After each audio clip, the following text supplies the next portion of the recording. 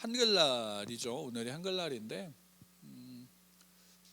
우리가 이제 말이라는 것, 언어라는 것은 지역과 환경과 민족들 속에서 다 다르죠. 근데 실제로 그 민족들 속에서, 나라 속에서 언어를 갖고 있다라는 것은 굉장히 큰 축복이다라는 것을 실제로 우리는 잘 모릅니다. 그렇죠? 우리는 잘 모릅니다. 왜냐하면 우리는 너무나도 익숙하게 사용하고 있기 때문이죠. 근데 역사적으로 보거나 또는 실제로 오늘날에도 보면 문자가 있다라는 것, 또 그리고 문자가 굉장히 우리가 말하는 그 표현들을 잘 표현할 수 있다라는 것은 굉장히 큰 축복입니다. 그러니까 하나님이 우리 대한민국에 주신 축복 중에 하나가 한글이라는 겁니다. 왜냐하면 그것으로 우리는 우리의 말과 마음의 생각들을 정말로 잘 표현할 수 있고, 또 이게 어떻게 본다면 또 어렵다고 느낄 수 있지만 실제로 처음 배울 때는 한글이 굉장히 쉬운 언어입니다, 배우기가. 그래서 그 언어를 통해서 표현하고 또 글을 읽고 또 그로 말미암아 지식을 쌓을 수 있다는 것은 굉장히 큰 축복입니다. 근데 그것을 우리가 성경이 또 한글로 우리에게 쓰여져 있어서 우리가 그것을 통해서 그 성경을 볼 수 있고 성경의 내용들을 우리가 깊이 묵상할 수 있다는 것. 물론 그 원래의 언어 히브리어든지 헬라어든지 그것을 알아서 또한 볼 수 있으면 참 좋겠지만, 여러분들 그거 아시나요? 오늘날에 이제 성경에서 쓰여지고 있는 히브리어나 헬라어는 어떤 면으로는 원래 처음 쓰여졌던 그 언어는 아닙니다. 실제로 오면서 점점 이제 발전되면서 그 시대와 환경 속에서 그 언어도 조금씩 바뀌어져 있기 때문에 원래 옛날에 있었던 그 언어 그 자체로서 본다면 지금도 번역이 원래 요즘에 쓰는 히브리어로 좀 번역이 되어져야 되고 헬라어로도 번역이 되어져야 됩니다. 근데 그런 언어가 이제 한글로 우리에게 표현되어진다라는 것은 굉장히 큰 복이고, 또 그런 말면 우리가 누구나 대한민국에 살아가는 누구나 그것을 한글로 읽을 수 있다는 것은 복입니다. 그것에 참 감사한 일입니다. 실제로 어린아이도 성경을 읽을 수 있죠. 특히나 우리나라 같은 경우는 문맹률이 생각보다 낮습니다. 참 귀한 일이죠. 다른 나라는 지금까지 선진국에서도 실제로 문맹률이 굉장히 어떤 면에서 높은 수치를 기록하고 있는 것을 보는데, 그런 면에서는 참 우리나라에게 하나님께서 허락하신 축복입니다. 왜 이런 말씀을 드리냐면, 그러니까 실제로 우리가 인지하지 못하는 곳 속에서 하나님은 언제나 우리에게 좋은 것으로 역사하고 있다라는 사실입니다. 그런데 실제로 한글이 처음 만들어졌을 때는 제대로 사용되어지지 않고 어떻게 취급을 받았냐면 언문이라 그래서 소위 말한다면 이제 보잘것없는 그리고 쓸모없는 언어로서 취급을 받았습니다. 오히려 중국에서 썼던 한자가 지식층에게 있어서는 굉장히 고급 언어다라고 생각을 하는 경우도 많죠. 실제로 제가 이제 대학교 다닐 때는 특히나 이제 신학교에서 대학을 다녔을 때 그때 당시에 모든 신학생들의 로망이 있었습니다. 신학생들의 로망 뭐였는지 혹시 아시냐고 묻는다면 모르시겠죠. 대부분 근데 그때 당시에 대학생들이 가지고 있었던 로망 중에 하나는 뭐냐면 유학이었어요. 그 유학의 대상이 어디냐면 미국이었습니다. 그래서 미국에 가서 공부를 하는 것, 또 그러니 당연히 요즘에도 그렇지만 영어를 안다라는 것, 영어를 배운다라는 것이 어떻게 보면 한글보다 영어가 더 높게 취급받았고, 또 어떤 면으로는 한글보다는 영어로 말하는 것이 더 인정을 받았던 시기였습니다. 물론 뭐 오늘날에도 없지 않아 그런 면들이 있지만 실제로 우리에게 있어서는 한글이라는 것을 통해서 우리가 한글로 성경을 볼 수 있다는 것은 굉장히 큰 복입니다. 이 말씀을 드리는 것은 그 하나님께서 주신 것들, 작은 것들, 시작은 굉장히 미약했을지 모르지만 결국에는 그것이 지금의 우리에게 있어서는 가장 필요한 것 중에 하나이고 또 없어서는 안 되는 것 중에 하나다라는 사실입니다.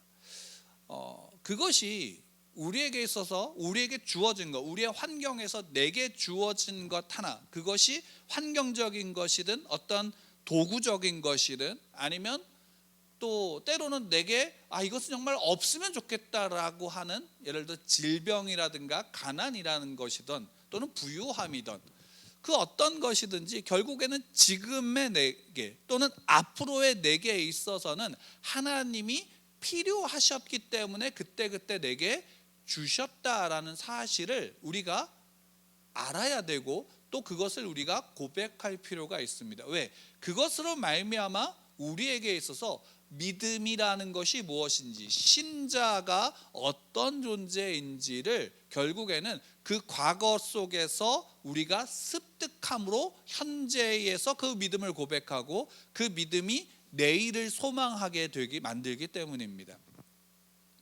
오늘 말씀의 제목이 세상이 보는 신자, 신자가 보는 신자라는 것으로 우리가 함께 나누고자 하는 부분에서 성경이 우리에게 보여주고자 하는 것이 무엇인가라는 고민을 할 때, 여러분들은 성경이 여러분들에게 무엇을 보여주고자 하는가 라고 문는다면 여러분 어떻게 답하시겠습니까?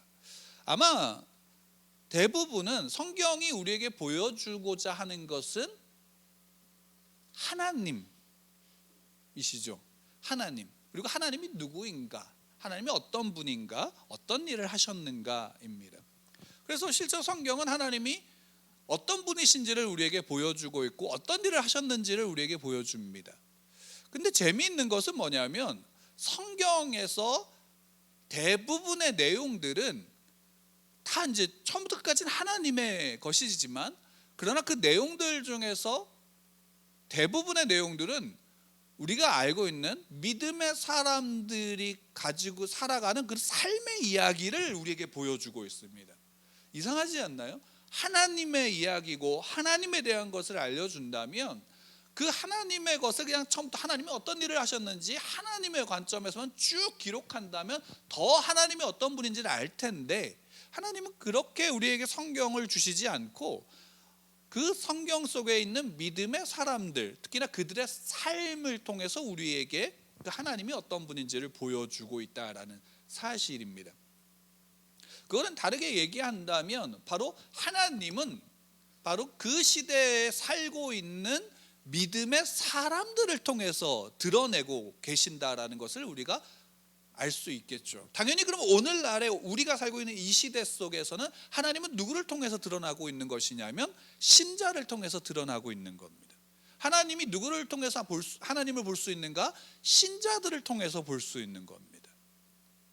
근데 놀라운 건 뭐냐면 성경은 그 신자라고 할 수 있는, 또 그 하나님을 드러내는 대상인 성도, 그 믿음의 사람들을 소위 말한다면 좋은 모습으로만 보여주고 있나요? 아니면 그들의 실패한 모습까지도 보여주고 있나요? 그들의 실패한 모습까지도 우리에게 고스란히 보여주고 있어요.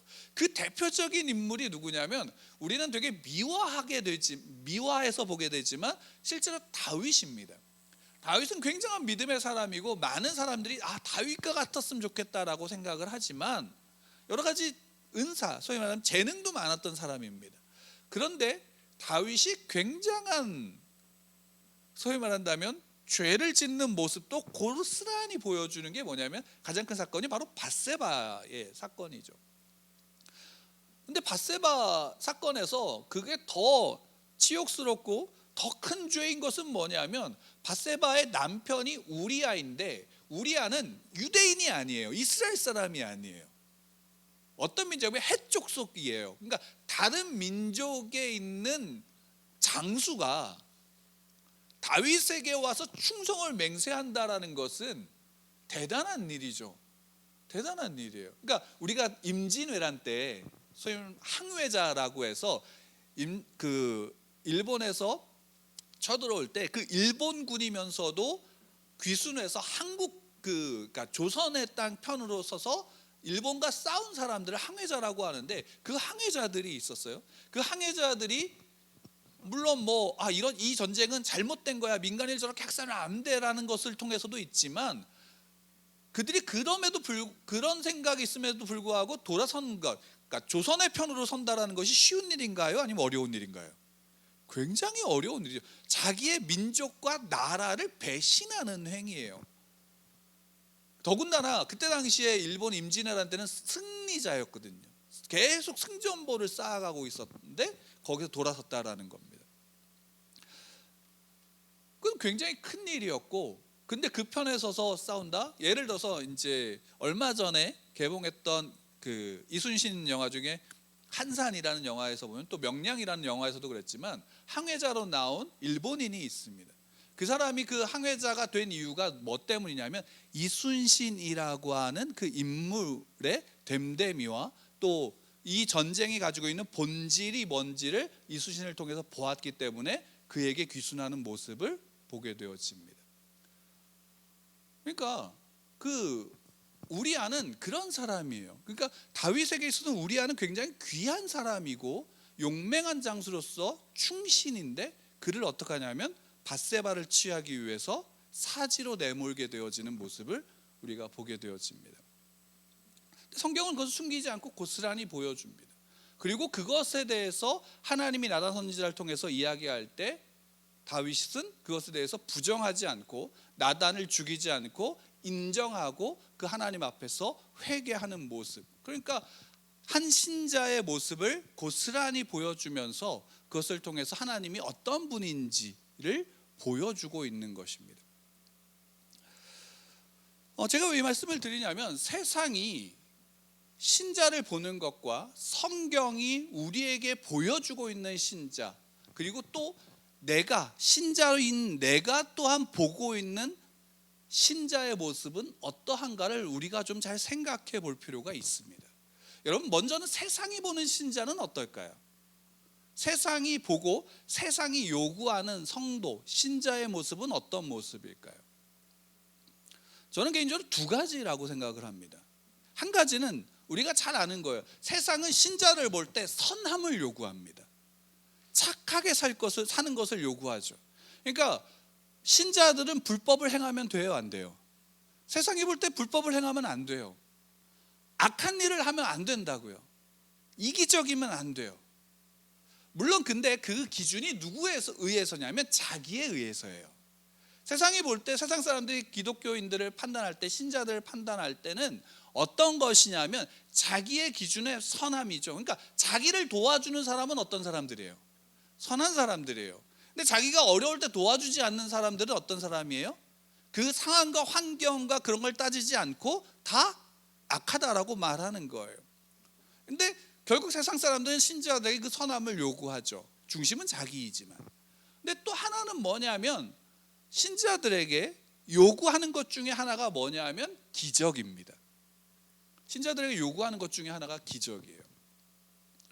그러니까 신자들을 무시하다가도 신자들이, 성도들이 하나님 앞에 기도해서 어떤 결과나 어떤 기적이 나타나는 것을 보면 그것을 통해서 하나님 정말 살아계셔라고 말하나요, 안 하나요? 하는 일들이 많죠. 실제로 그런 일들로 말미암아 하나님을 믿게 되는 경우가 많습니다. 저도 그랬거든요. 왜냐하면 실제로 제가 어렸을 때 하나님을 온전히 믿는다라고 고백할 수 있었던 이유는 뭐냐면 선생님의 단 한마디였어요. 하나님께 기도하면 그 기도 들어주셔라는 그 한마디가 그때 당시에 병을 앓고 있었던 어머니와 또 그 병이 당시에 의술로는 치료될 수 없었고 또 그거로 인해서 사망 선고를 받는 그 입장에서 이미 그 죽음 이후를 준비하고 있던 것이 저에게는 어떻게 다가왔냐면 두려움으로 다가왔고 공포로 다가왔어요. 그래서 그 공포를 이기기 위해서 하나님께 매달렸던 거예요. 그 한마디에 하나님께 기도하면 들어주셔. 제가 하나님을 믿기 때문이 아니라 내가 가지고 있는 공포와 이 문제를 해결해 달라고 하나님께 기도한 거예요. 그 한마디를 믿고. 당연히 거기 하나님이 없이 다른 존재였다면 어땠을까요? 똑같이 했을 거예요. 다만 감사한 건 그게 하나님이었다는 게 감사한 거죠. 지금으로서 그게 은혜였던 겁니다. 근데 어쨌든 그 기도 가운데 하나님이 어떻게 하셨냐면 응답하셨어요. 기도를 들어주셨죠.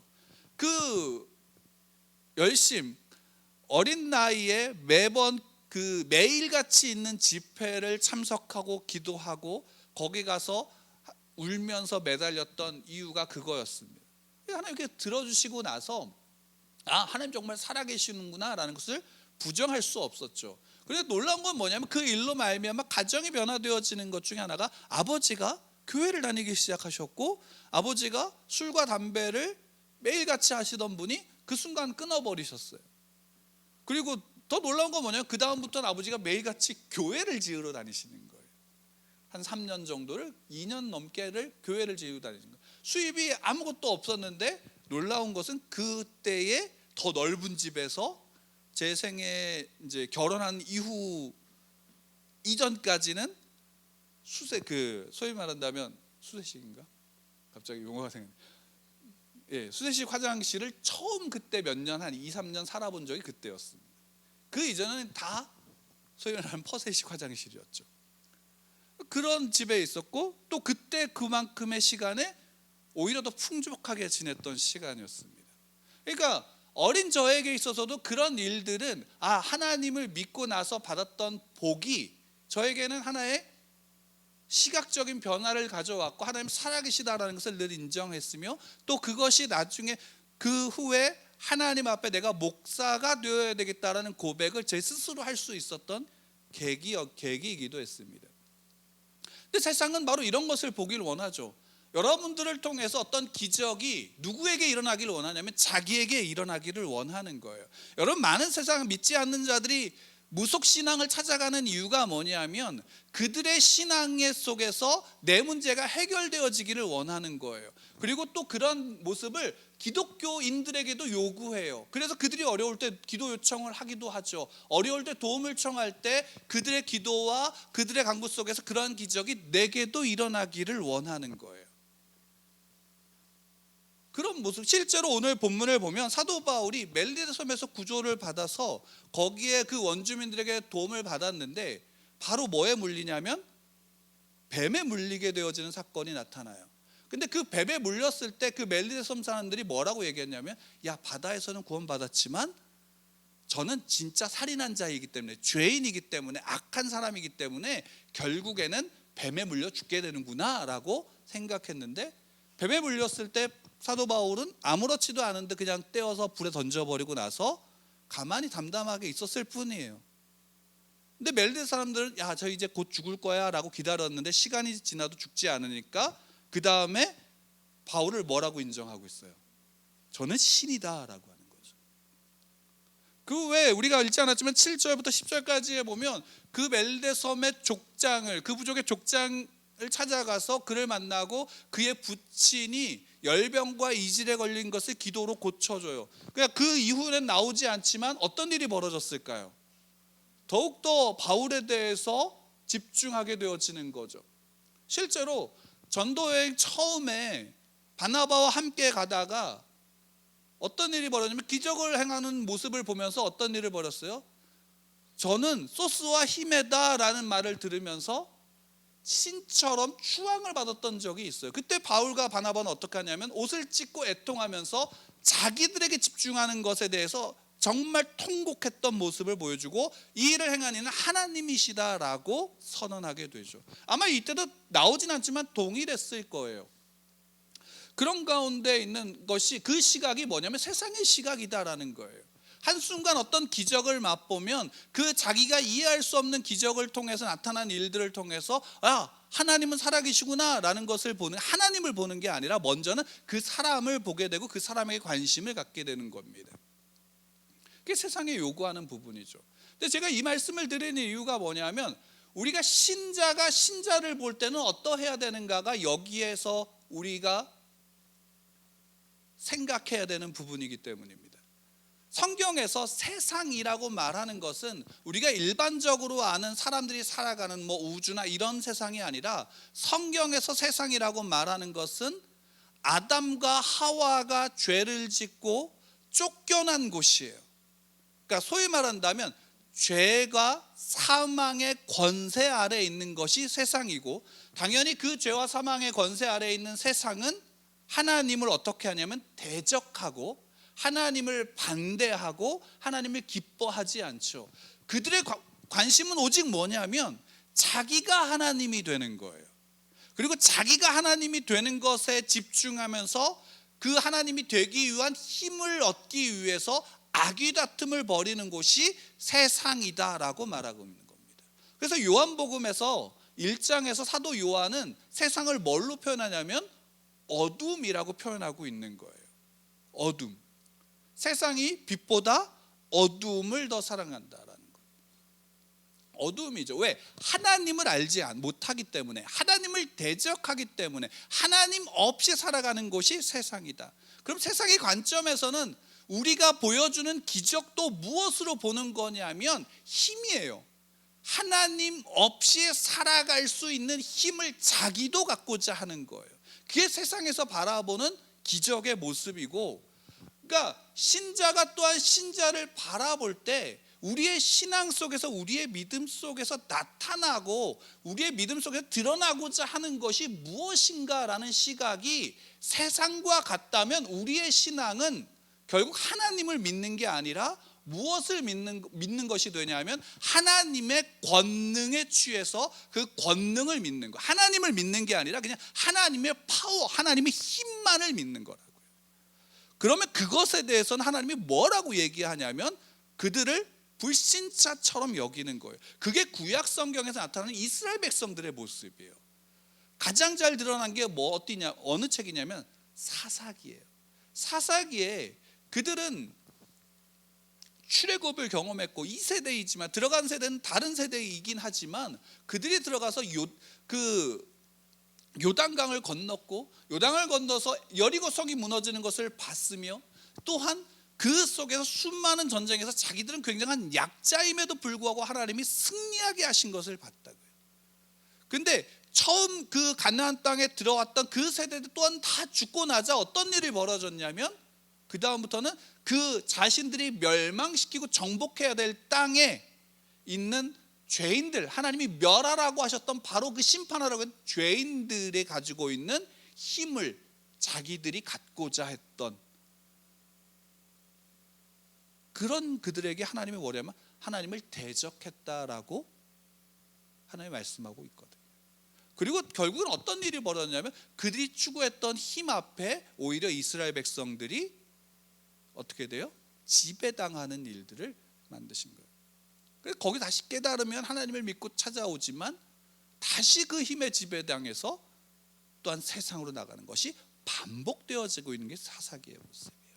그러면 오늘날 우리가 믿고 있는 하나님, 그 하나님을 믿는 믿음, 또 그 믿음을 가지고 살아가는 신자는 무엇을 바라봐야 되냐는 거예요. 신자가 바라보는 신자의 모습이 어떤 기적을 통해서 드러내는 것이 믿음이라고 한다면, 어떤 열심을 통해서 드러내는 것이 믿음이라고 한다면, 그것이 성경이 우리에게 보여주고 가르쳐주고자 하는 신자의 모습과는 같은 건가요? 다른 건가요? 다른 거라는 거예요. 그리고 그것을 오늘 사도 바울이 우리에게 보여주고 있는 겁니다. 왜?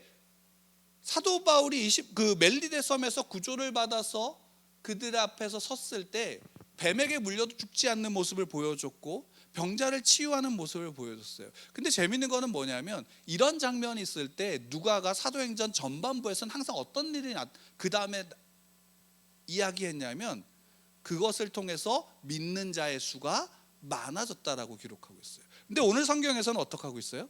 그 내용이 나오지 않아요. 그 내용이 나오지 않는다고요.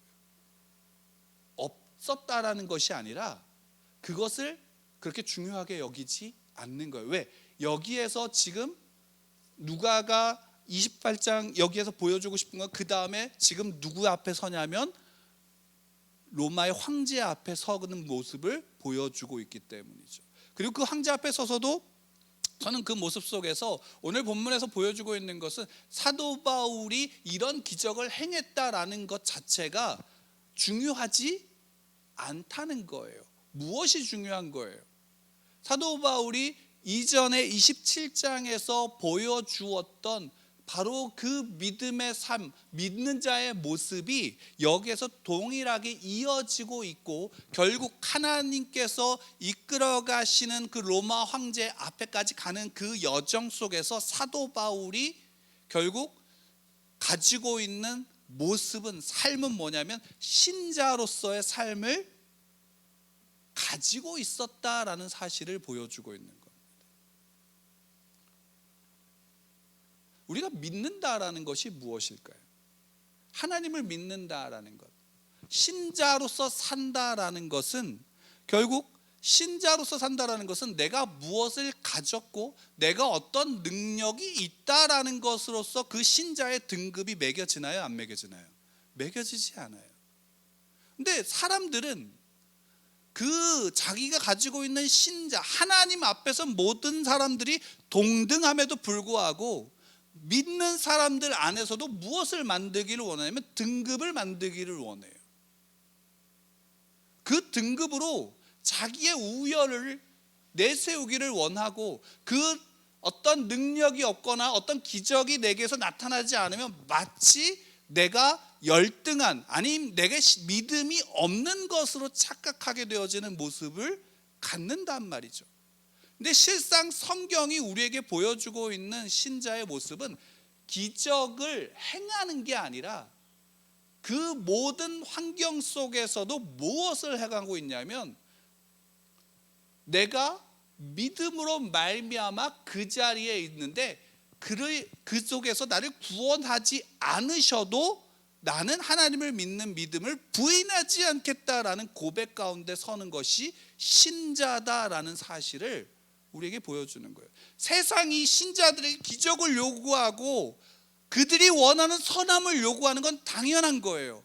그것은 변하지 않아요. 그것을 바꾸라고 할 수 없어요. 왜? 그들은 하나님이 없으니까, 그들은 하나님을 믿지 않으니까, 그들은 하나님을 대적하니까 자기들이 원하는 것들을 요구할 뿐이에요. 그런데 신자가 신자를 바라볼 때 신자의 삶이 어떠한 것인가를 스스로 생각할 때는 그 세상의 관점과 기준을 가지고 본다면 믿지 않는 자와 별반 다르지 않다라고 성경은 우리에게 이야기해주고 있는 거예요. 왜? 그 모습을 가장 잘 보여준 게 누구예요? 유대인들 아닌가요? 유대인들이 바라보고 유대인들이 가졌던 신앙의 본질은 뭐예요? 예수님이 오셔서 십자가에서 죽으시고 예수님이 오셔서 온전히 낮아진 곳에서 하나님 앞에 순종하셨던 그 모습을 보면서 그들은 예수님을 향해서 뭐라고 얘기했어요? 그들 십자가에 못 박으라 라고 얘기했고, 하나님 앞에 신성모독한 자라고 얘기했고, 그 죄목으로 예수님을 십자가에서 죽였던 이들이 세상인 거예요. 그것도 하나님을 믿는다라고 말하는 이들이었단 말이에요. 지금 우리는 어떤가요? 제가 지난 수요일 날 말씀을 나누면서 성경을 볼 때, 성경이 어렵지만 성경을 볼 때 성경을 해석하는 기준을 어디다 두라고 말씀을 드렸냐면 예수 그리스도의 삶에 두라고 말씀을 드렸어요. 예수님이 말씀하셨던 것과 예수님이 실제로 사셨던 그 삶을 통해서 우리가 성경에 있는 내용들을 이해해 나간다면 바로 그 안에 있는 의미들을 우리는 어떻게 하냐면 찾아갈 수 있게 되기 때문이에요. 여러분, 예수님이 이 땅에 오셔서 살아가셨을 때 예수님은 기적을 행하셨죠. 그렇죠? 기적을 행하셨단 말이에요. 기적을 안 행하신 게 아니라 행하셨어요. 병든 자를 고치셨어요. 죽은 자를 살리셨단 말이에요. 안진뱅이를 일으키셨고요, 문둥병을 고치셨어요. 근데 예수님이 마지막 십자가에 달리시기 전에는 유대인들의 권력자들에게 끌려갔고 헤롯에게 끌려갔고 총독 앞에 섰어요. 근데 예수님이 그들의 외침에는 답을 하셨나요? 안 하셨나요? 그들의 외침에 답을 안 하셨어요. 그들의 요구는 뭐였어요? 너 하나님의 아들이거든 기적을 행하라는 거 아니었나요? 야, 너 하나님의 네가 말한 거 성전 무너지면 3일 만에 다시 짓겠다라고 했으니까 해봐, 이거 아니었나요? 십자가에 달리셔서 너 하나님의 아들이라도 내려와봐, 이거 아니었나요? 근데 예수님 그거 하실 수 있었어요? 없었어요? 있으셨음에도 불구하고 하지 않으셨다고요. 왜 안 하셨을까요? 예수님이 3번 시험, 그 광야에서 마귀에게 3번 시험 받으셨을 때도 사단이 예수님에게 요구했던 그 시험들, 그 기적을 예수님 행하실 수 있으셨나요? 없으셨나요? 돌이 떡덩이가 만드는 거 하실 수 있었어요. 높은 곳에 떨어져서 천사들이 예수님을 다치지 않게 받쳐주게 만드는 일 하실 수 있었어요. 자기에게 전하면 천하 만국을 주겠다라고도 할 수 있었지만 이미 천하 만국은 누구의 것이에요? 예수 그리스도의 것이에요. 그럼에도 불구하고 하지 않으셨다고요. 그 내세우지 않으셨다. 자기를 죽이려고 하고 자기를 조롱하며 자기를 핍박하며 칼로 찌르려고 하는 그들을 향해서 예수님이 천군 천사를 불러서 그들을 죽이시거나 오히려 그들을 조롱하시거나 그들을 협박하지 않으셨다고요. 왜일 것 같으세요? 그게 이 땅에서 살아가는 신자의 모습이 그것이기 때문이에요. 예수님이 기적을 행하셨다고 해서 그 기적으로 말미암아 자기를 드러내지 않으셨어요. 자기를 자랑하지 않으셨다고요. 항상 그 기적의 중심에는 예수님이 어떤 분인지가 드러나긴 하지만 그 중심에는 그 앞에 나온 바로 그 환자들, 병자들, 가난한 자들, 죄인들을 불쌍히 여기셨고 그들을 사랑하셨기에 그들을 손을 잡아주셨고 그들의 눈물을 닦아주셨으며 그들과 함께 식사의 자리에 앉으셨단 말이에요. 기적을 행하는가 안 하는가가 아니라 내가 믿는 나의 하나님이 무엇을 원하시는가가 예수님의 중심에 있었고 기준이었어요. 하나님이 원하시면 그 앞에 있는 병자를 고치신 거예요. 예수님이 내가 고쳐야 되겠다라는 게 아니라 하실 수 있음에도 불구하고 하나님이 원하시면 하신 거예요. 지금 우리는 어떤가요? 지금 우리 신자들은 어떤가요? 신자들이 볼 때 오늘날 그리스도인들의 모습은 어떤가요? 아니, 먼 곳을 보지 맙시다. 나는 어떤가요? 정말 내가 나의 모습을 통해서 하나님을 보고 있나요? 정말 내가 하나님께 요구하고 있는 것이 정말 하나님이 원하시는 바 속에서 내가 손을 펴고 그 기적을 원하고 있는 건가? 라는 부분. 실제로 만약이지만 독사에 물렸을 때 사도 바울이 죽었다라고 하면 그 사도 바울이 그것으로 하나님께 원망했을까요? 기적이 일어나야 됐던 그 사건에서 기적이 안 일어났다면 사도 바울은 어땠을까요? 여러분 한번 생각해 보세요. 어땠을 것 같으세요? 물론 우리의 연약함은 그 안에서 실망하고 좌절하고 때로는 믿음이 흔들릴 거예요. 근데 여러분 그거 아시나요? 하나님은 하나님의 택한 자들, 하나님의 사랑하는 자들을 그 무엇도 그 손에서 끊을 수 없다라고 말씀하셨어요. 우리를 하나님이 택하셨으면 우리가 어느 곳에 있든지 흔들렸어도 하나님은 그곳에서 우리를 일으키셔서 가실 거예요. 또는 그 필요한 순간에 하나님은 하나님의 사람을 또한 보내셔서 우리를 일으키셨을 거예요. 사도 바울이 다메섹 도상에서 눈이 멀어서 보이지 않았을 때에 아나니아를 보내서 그의 눈꺼풀을 닦아주었듯이. 근데 그 아나니아 또한 사도 바울, 사울을 그때 당시에 사울을 미워하고 인정할 수 없었던, 가기 싫어했던 사람임에도 불구하고 하나님이 그를 보내셨죠. 하나님 그런 분이라는 사실.